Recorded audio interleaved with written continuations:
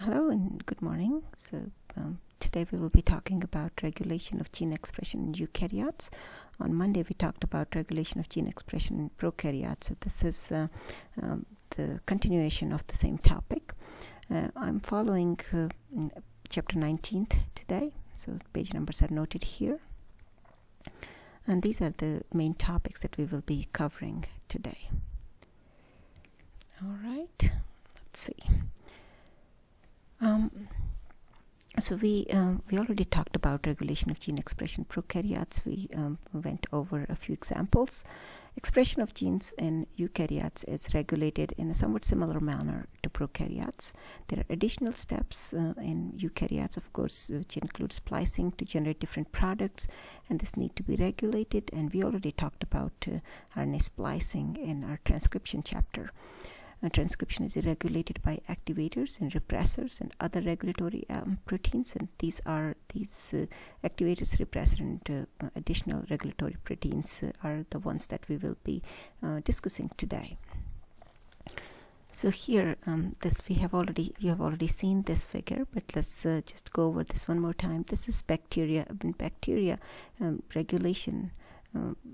The transcription is quite simple. It's a promoter, there's regulatory sequence, and the initiation of transcription occurs here. In yeast, it's a little more complex than prokaryotes, because yeast are eukaryotes. There are more regulatory elements upstream of the start site. So there are more elements that can regulate the proteins, such as the activators or enhancers. In higher eukaryotes, it's even more complicated, because this is transcription site, but then we can have these regulatory sequences upstream or downstream of the initiation start site. So these enhancers, they can be hundreds of base pairs, up to thousands of base pairs away from the start site, but still able to enhance by folding over the gene. So you think about eukaryotic genome in a way, when the eukaryotic genome is wound around in form of nucleosomes, chromatin. It's kind of similar to it's kind of similar to prokaryotic genome, which is more sort of is a circular and tightly wound. And so you can these even the eukaryotic genome is large, but because of the packaging, it can be spatially it can be close to each other.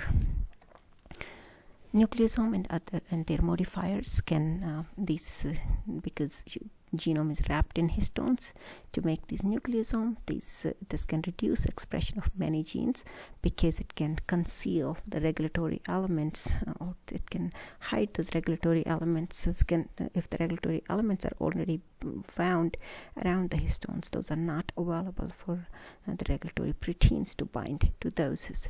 So that can affect the gene expression.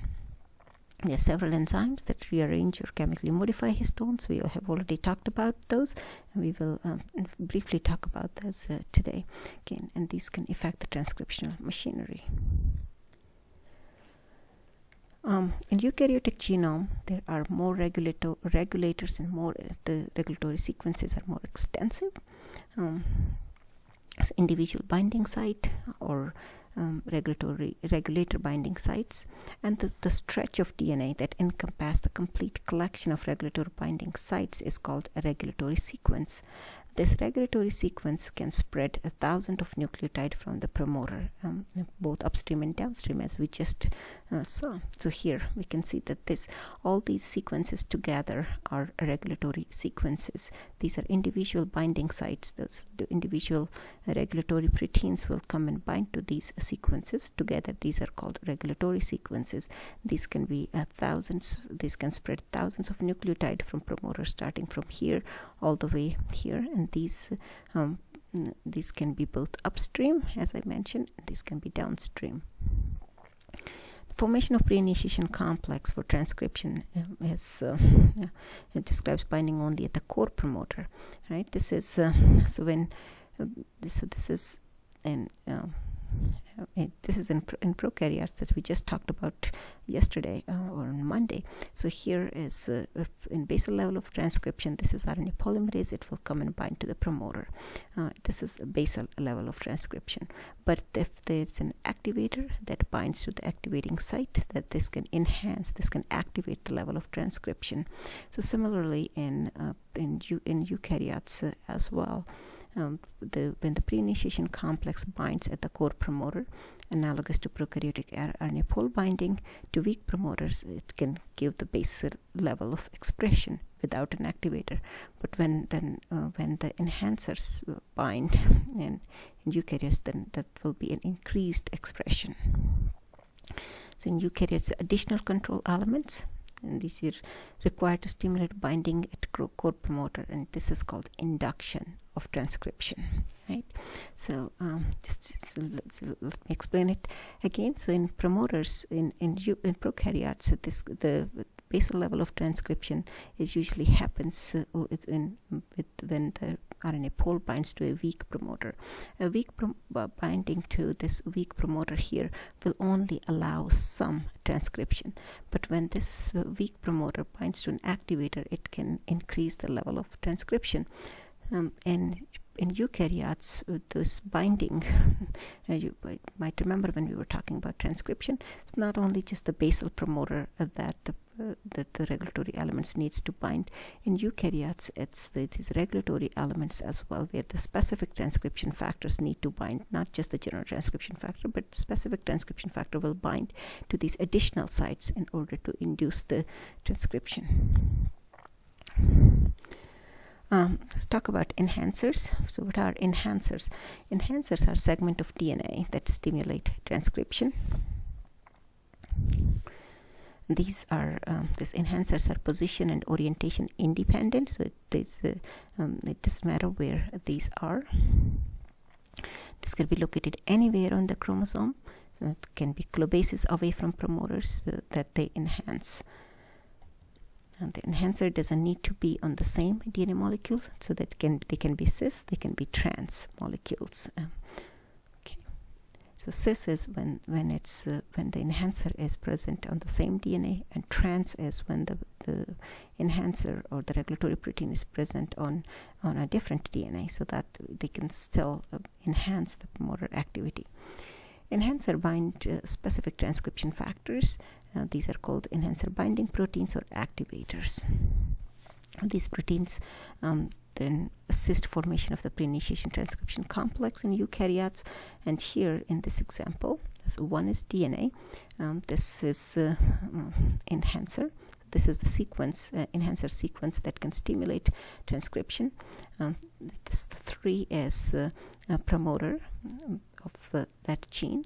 Here, this is the gene that need to be transcribed. So this is the DNA molecule. This is the gene that need to be transcribed. This is the promoter here, and this enhancer is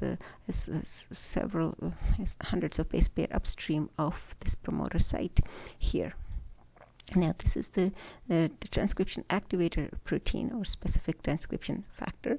This factor comes and bind to the enhancer molecule. These are mediators. Number 6 are mediator proteins. These mediators will then bind to these specific transcription factors and will allow the proximity of or binding of this specific transcription factor to the RNA polymerase at the promoter site. So this is RNA polymerase here. So RNA polymerase comes and bind to the promoter site. These mediator proteins will allow or mediate the binding of this ribosome here to the will bring these into contact with the ribosome. So here, all this, the whole machinery is together, and this will enhance, and it will allow the transcription of this gene. Okay. Specific transcription factors are usually cell or tissue specific because the same gene might need to be expressed at higher level in one type of cell in comparison to another type of cells. So these can be cell-specific or tissue-specific. So in some cells, in some tissues, again, it might be expressed at some point. In other tissues, it's at some other point. So just to regulate that sort of expression of gene or regulation of gene expression, these specific transcription factors are specific, are usually different from tissue to tissue or cell to cell. These can be produced in response to certain physiological conditions in order to activate the appropriate gene. For example, starvation-inducing genes, or something, or genes that heat shock proteins, for example, for to recover from or to regulate a higher temperature, higher or lower temperature response. So these specific transcription factors will allow the higher expression or lower expression of gene by using these specific transcription factors. These activators, specific transcription factors, these are they usually bind as dimers. So here these are two together. This two together makes a dimer, and these have specific domains that they interact with each other. This dimerization usually provides a tighter binding compared to a monomer binding. So these are binding to these sites. So this binding site, by using dimer, it becomes more stable binding. So this is the DNA binding site. They generally have two separate domains: an activation domain and a DNA binding domain. They generally have two molecular activities, these specific transcription factors. They recognize and bind to specific DNA sequence. So these are not general transcription factors that will bind to the promoter sites, but they bind to specific DNA sequences. And this is you can when we are looking at the gene sequence, we can identify their consensus sequence to know which specific transcription factor might be binding in the upstream region or downstream region of this gene. They bind to other protein factors, either general transcription factor or other activators. This activation domain is that's where they will bind to other factors. They have two separate domains, and these two separate domains have two different activities. DNA binding domain, as the name suggests, binds to the DNA. This work independently of transcription activation domain, which can bind to other regulators or general transcription factors. So remember, we talked about some of the examples when we were talking about transcription, where TF2D binds to the specific transcription factor. TF2D is a general transcription factor. Some factors require, some of these transcription factors require mediators. These mediators are adapter molecules that allow specific and non-specific transcription factor to interact. So in this example, this is a mediator here.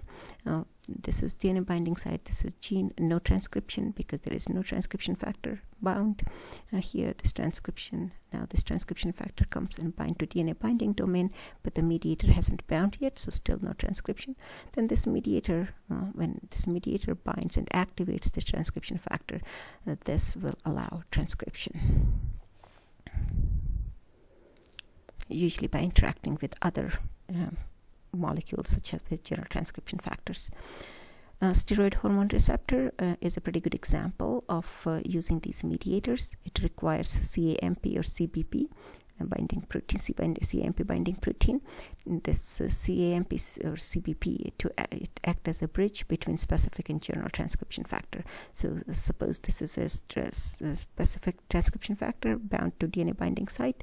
The CAMP CBP will bind to the activation domain of this. This will allow the binding of general transcription factor to this specific transcription factor. Together, the two domains act to recruit general transcription factors, which could be TF2D or TF2B. These general transcription factor will bind to these specific transcription factor. this activity might involve chromatin remodeling, because if the sequence is close to nucleosome, is bound on the histone, that might need to be moved from the proximity of histone. Insulators are other regulatory elements found in eukaryotic genome. Insulators, I don't know if we talked yet, I think we might have briefly. These insulators are DNA elements that can mask the effect of an enhancer or a silencer. These mark the boundaries, usually, of transcriptionally independent domains. So here, this is an enhancer. This is the promoter. This enhancer will, if there is no insulator, this enhancer will activate the promoter region. Here, activate the transcription. Transcription will go on. If there is an insulator present between promoter and enhancer, then this will insulate the action of that enhancer and will not allow the transcription to go on. They will switch off this gene. These enhancers, the presence of enhancer, so here this is the insulator is present between enhancer and this promoter, not on between this and this promoter. So this transcription will still go on, but since there is an insulator here, there will be no transcription for this from this promoter here. And similarly, if enhancer is downstream and there's a promoter, this can enhance the activity, but it will not be able to enhance from this enhancer because there is an insulator. So insulators, they serve to isolate chromosome domains. They probably loops of solenoid fibers that are attached to nuclear matrix that will allow this isolation of chromosome domain. How the insulators exactly work is not very well understood, but keep in mind that insulator means insulation, so these will allow they will make the boundary of these transcriptionally independent domains. So this now just made this boundary, it will not be able to activate this anything from this promoter. Negative control elements. Negative control elements are the protein binding to DNA that reduce transcription levels. Insulators are an example of negative control elements because insulators reduce transcription levels or inhibit transcription levels because these do not allow the enhancer to talk to the promoter. There are four proposed mechanisms that for negative control elements, how the negative control elements work. First is competition. In competition, so here is the first example, first mechanism is competition, where there is a activator binding site and a repressor binding site. They both compete for these sites overlap and in the sequence, and both activator and repressor compete for the binding to this site.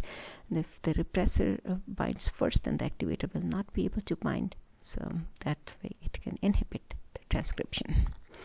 The second is a second mechanism, is proposed mechanism is inhibition.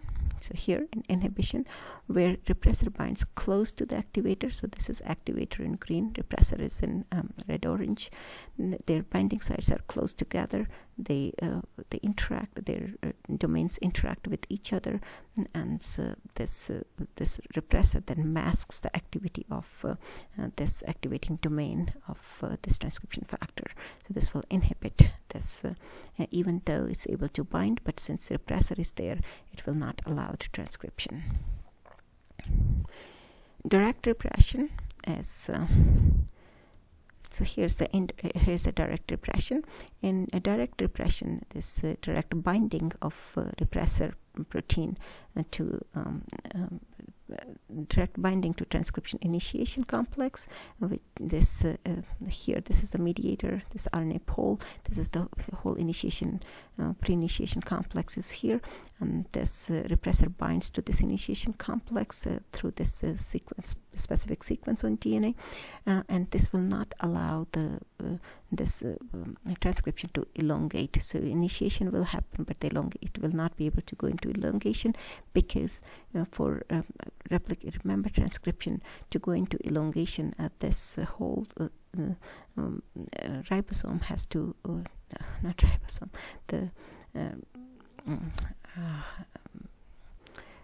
the pole has to move from here, so the pole has to move along the DNA, but since it's bound here, the pole will not be able to move. That's the direct repression. And indirect repression is the fourth mechanism. In indirect mechanism, recruit histone remodeling enzymes to alter chromatin structure. For example, recruited histone deacetylase. Histone deacetylase will remove the acetyl group. And remember, higher the acetylation, the higher will be the transcription. So if there is the acetylation is removed, that means the chromatin will be tightly packed, and that will be indirect repression. So again, these are all four mechanisms together. Competition, where the sequence overlap and to compete for binding. Inhibition, where the sequence don't overlap, but the presence of repressor binds to this activator and will not allow it to activate the transcription. Direct repression, when the repressor binds to the initiation complex and will not allow the initiation complex to move into elongation.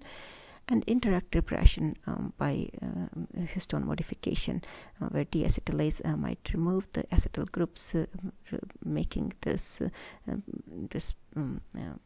tight packed chromatin, which will then repress the transcription.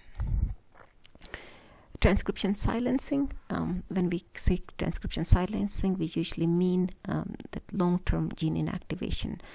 This long-term gene inactivation could be due to locus of gene. So this is different from repression or activation response to some physiological cue. This is more of a long-term silencing. For example, telomere. There's a long-term silencing. All the sequences there won't be any activation. The silencer sequence tend to promote heterochromatin. This heterochromatin formation by recruiting probably the histone modifying enzyme and other protein that's associated with DNA methylation in eukaryotes. Centromere and telomere sequence, they promote heterochromatin formation, so they're constitutively heterochromatin. So this is called transcriptional silencing of that portion of the genome. Chromatin structure and transcription factor interaction can also affect the gene expression. We have talked about this, and you all know already that chromatin structure has a huge role to play in regulation of gene expression. Tightly wound chromatin will not allow gene expression to occur easily. Loosely wound chromatin will be more easy for regulatory proteins to bind to and activate transcription. Here, this is an example. This is the regulatory sequence. That's where the regulatory proteins need to be bound. So this is probably promoter sequence, say for example. If this promoter sequence is bound to histone octamer, then this is not accessible. Modifiers can modify this and make it accessible to different regulatory proteins to bind, and this is now this gene can be now expressed. So chromatin structure and transcription factor interaction, I said they can have effects on expression. There are different ways: repression, nucleosome positioning or phasing, anti-repression or histone acetylation. All of these can affect gene expression. We have already talked about nucleosome positioning when we were talking about the packaging of the genome, but we will review it real quick. So in repression, histones, remember there are H2A, H2B, H3, and H4. These four histones, they make the octamer. So each of these is a dimer. So they make octamer. That's the core histone. These reduce transcription about 4-fold compared to naked DNA because the DNA is wound around these octamers. Histone H1, which is the linker histone. Remember the linker histone right here. This binds to DNA between cores. This can further mask the available promoters, and together the packaging of DNA can lead to 25 to 100-fold reduction in transcription compared to naked DNA. So if the DNA is naked, if it's all the sequences are present there to bind, activation is much easier, but the packaged DNA will have a lower efficiency, will have reduced transcription for genes. And this is important because not all genes are needed to be expressed in all the time. So some genes are needed to be expressed all the time or most of the time, and some genes are only needed at a certain point. So this regulation need to be carried out at that particular time with that physiological cue. Promoters of actively transcribed genes tend to be free of nucleosome because they have to be transcribed all the time. So they're always available. The genes that are inactive or the genes that are not transcribed actively, they're not required all the time. These are usually complex with nucleosomes.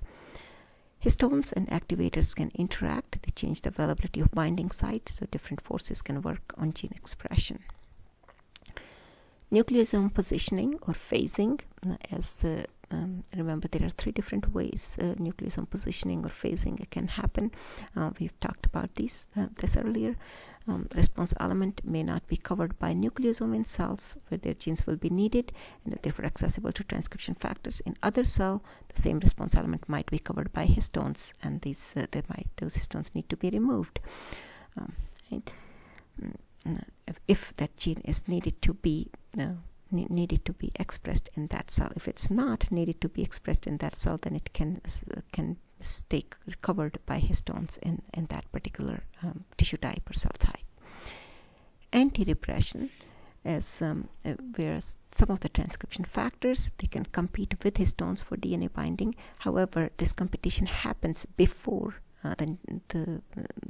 before the DNA bound around the histone. So if these transcription factors, for example SP1 or GAL4, if they bind first to DNA, that the DNA will not bind, that portion of DNA will not bind to histones, so they can compete with binding with histones. They cannot move histones off a promoter, so if the histone is already present, already bound there, then they cannot move it. So, but if they bind first, then the DNA will not bind to the histone. There are other elements that can actively rearrange chromatin to make promoter sites available. Some of the hormone receptors, for one of the good example is estrogen receptor. It can move promoters can move histone off a promoter. And here's an article that talks about this is estrogen receptor, how this hormone receptor can move histones off a promoter, if you want to read more. Histone acetylation, deacetylation is quite important. Similarly, methylation is also important, but histone acetylation, deacetylation is very well studied because there are enzymes, histone acetyltransferase type A and HTAC. These are deacetylation, histone deacetylation enzyme, or histone deacetylase. These work in coordination to remove the histones or add the histones in order to remove the acetylation or add the acetylation on histones in order to change the packaging to make the regulatory sequences more accessible or inaccessible. Acetylated histones, which carry an acetyl group on lysine, are a weaker repressor of transcription than an unacetylated histone. So weaker repressor means they are a better activator of transcription, and that's why heavily acetylated histones, the area that has more acetylation, is usually more actively transcribing. Acetylation can be reversible. This acetyl group can be removed to make it less active.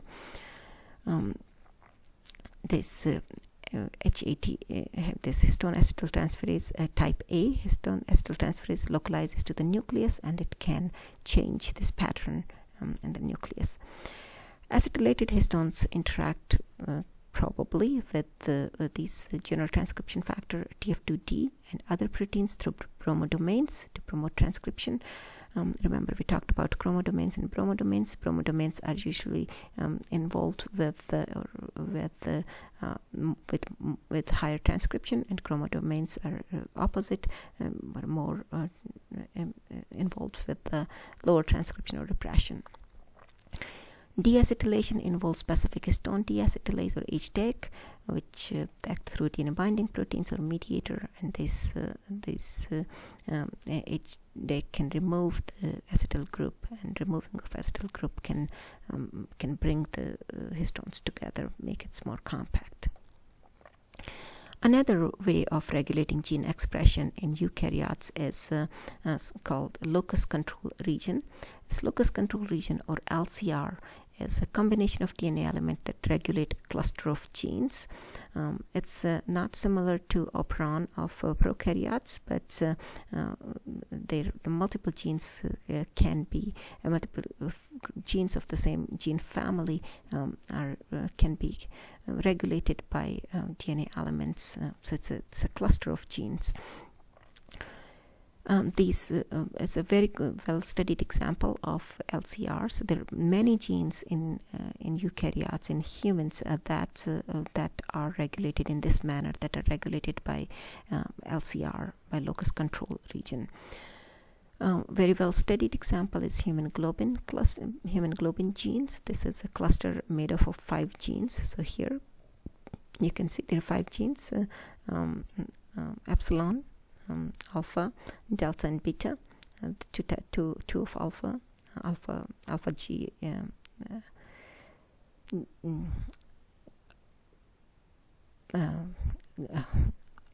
epsilon, gamma, delta, and beta. So these 5 genes are they make the human globin gene cluster. This is the LCR. This is the locus control region. These LCR, these regulatory elements, they control the expression of these genes. This group is controlled in the developmental specific way. So in embryonic yolk sac, epsilon will be activated. In fetal liver, these 2 here will be activated. 2 of these gamma, alpha and delta and beta will be activated in adult tissues only. So these specific tissue developmental stage specific regulation of gene expression here. So this LCR are defined by the ability to enhance the expression of linked genes in a tissue-specific manner and developmental stage-specific manner at ectopic chromatin sites. So these are all together in the chromatin on the chromosomes. The technique that was used to study these has been used to study these LCRs. It's called chromatin conformation capture. We already talked about that when we were talking about tools.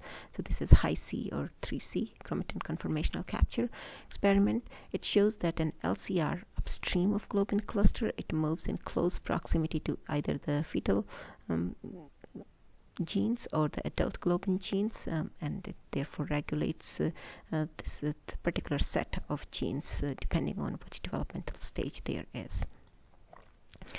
This figure is from the blog EdGene, and there's a lot more information there if you want to read more. So here this is the same figure again. This the beta globin gene cluster here that we're showing here is one of the well-studied example. It's a lot of these cis regulatory elements, so CRE means cis regulatory element, and trans-regulatory elements responsible for regulation of this gene cluster are well known.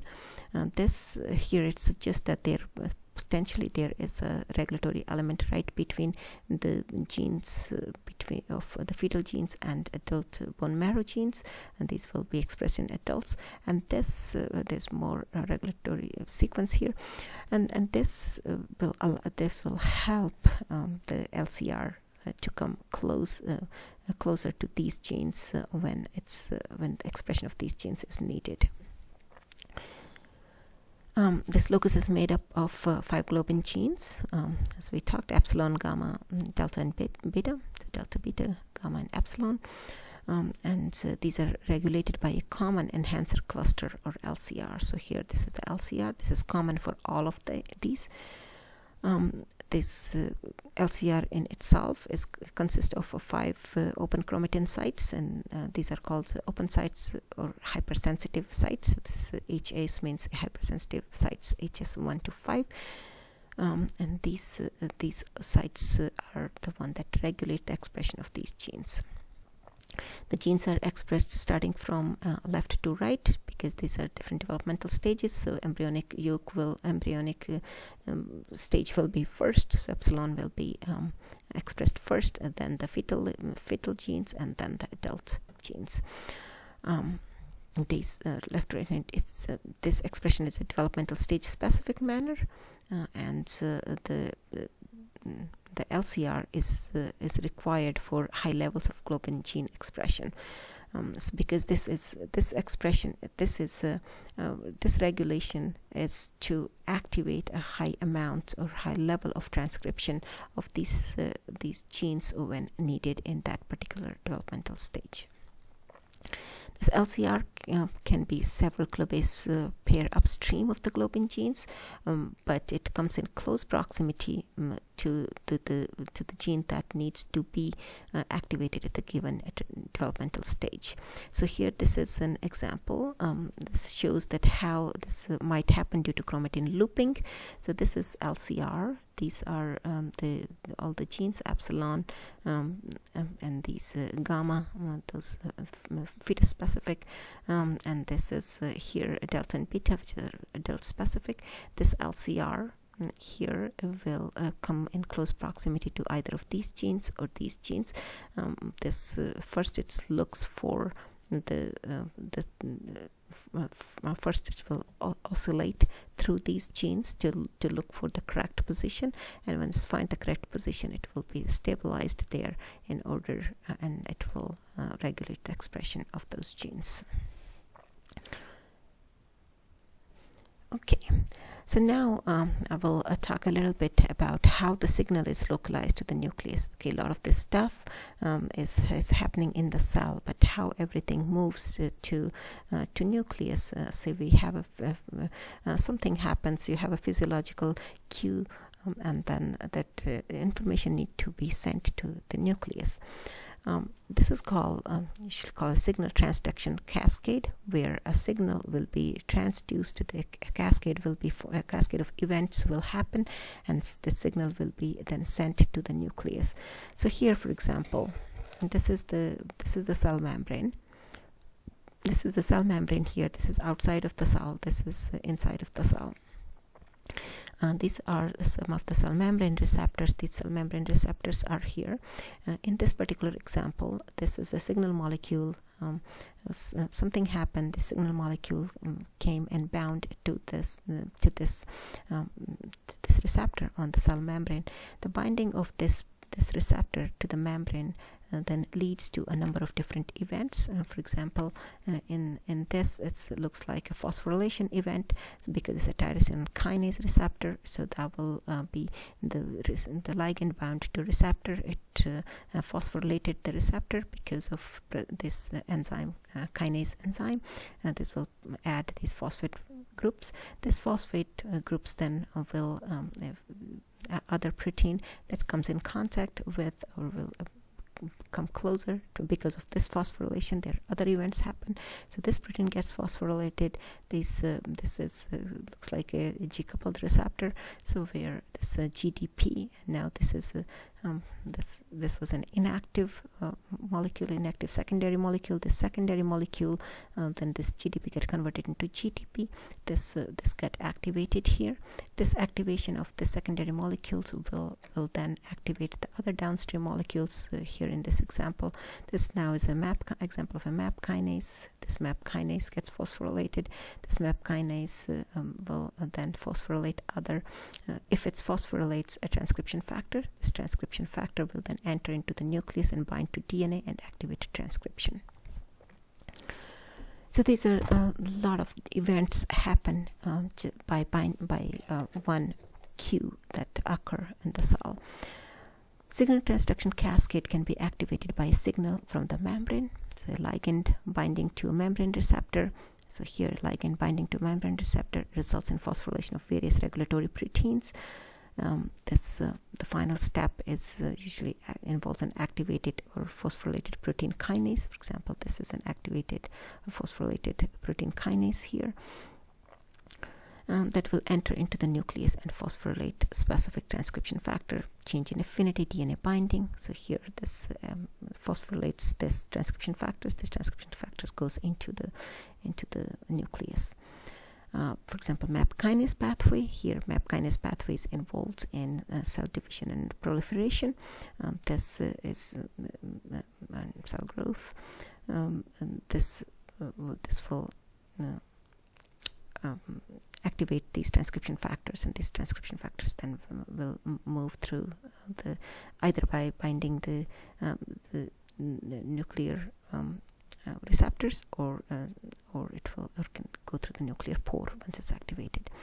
Nuclear receptors are localized in nucleus, but these are not activated.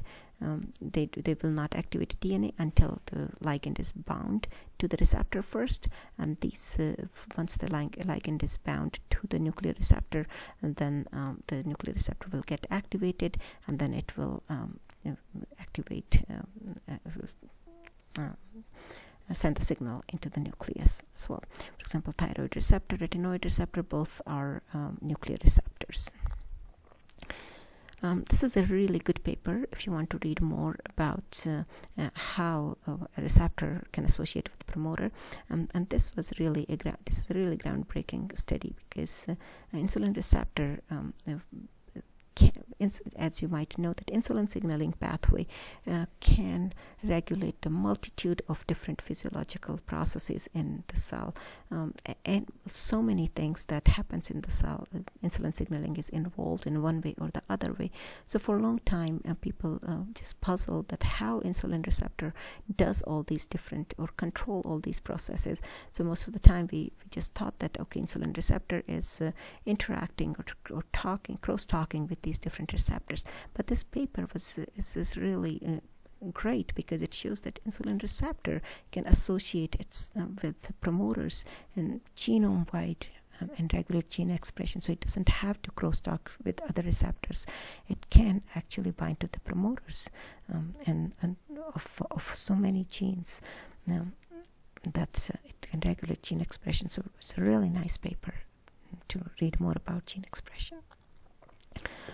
And then last is this is a video on signal transduction. It shows in a very nice animated way this is really an example of one of the kinase receptors. So how the ligand, when bound to this protein kinase receptor, will activate this protein kinase receptor by phosphorylation of the receptor and the downstream processes, and how this activated transcription factor then enters into the nucleus. So that's nice animation. Okay, with this I will stop here, and on Friday you will have your last test. I will send you a study guide tomorrow or today on Wednesday. I'll send you a study guide for the test, and good luck.